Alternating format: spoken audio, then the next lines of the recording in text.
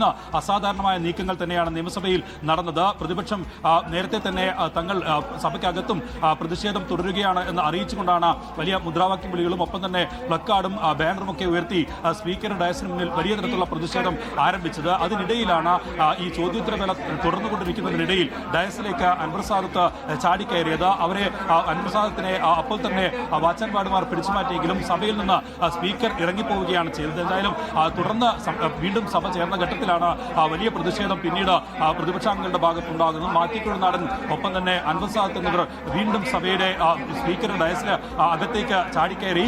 അവരെയും വാച്ചൻപാടുമാർ പിടിച്ചു മാറ്റി. പിന്നീടാണ് സ്പീക്കർ ഏതെങ്കിലും തരത്തിൽ സഭ നിർത്തിവെക്കുകയാണോ എന്ന് പോലും അറിയിക്കാതെ തിരികെ ഇറങ്ങിപ്പോയത്. വാച്ചന്മാരന്മാരാണ് സ്പീക്കറെ പുറത്തേക്ക് എത്തിച്ചത്. എന്തായാലും ഇപ്പോൾ സഭ ആരംഭിച്ചിട്ടില്ല. സഭ ഇപ്പോഴും നിർത്തിവെച്ച നിലയിൽ തന്നെയാണ്.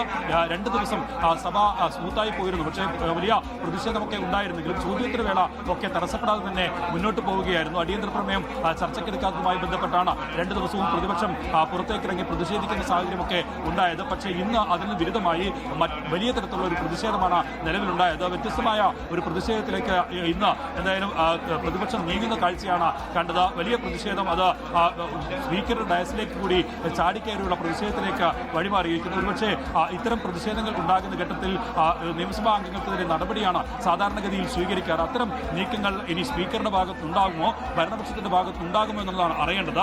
സാധാരണഗതിയിൽ പാർലമെന്ററി കാര്യമന്ത്രി ഇക്കാര്യത്തിൽ പ്രമേയം അവതരിപ്പിക്കുകയാണ് ചെയ്യുക. സഭയ്ക്ക് യോജിക്കാത്ത പ്രവൃത്തി ഒപ്പം തന്നെ സ്പീക്കറെ ആക്രമിക്കാൻ വന്നത് ചൂണ്ടിക്കാട്ടിയായിരിക്കും അത്തരം പ്രമേയം അവതരിപ്പിക്കുക. അങ്ങനെയുള്ള നടപടികളിലേക്ക് ഇനി സ്പീക്കറും ഭരണപക്ഷവും കടക്കുമോ എന്നുള്ളതാണ് അറിയേണ്ടത്.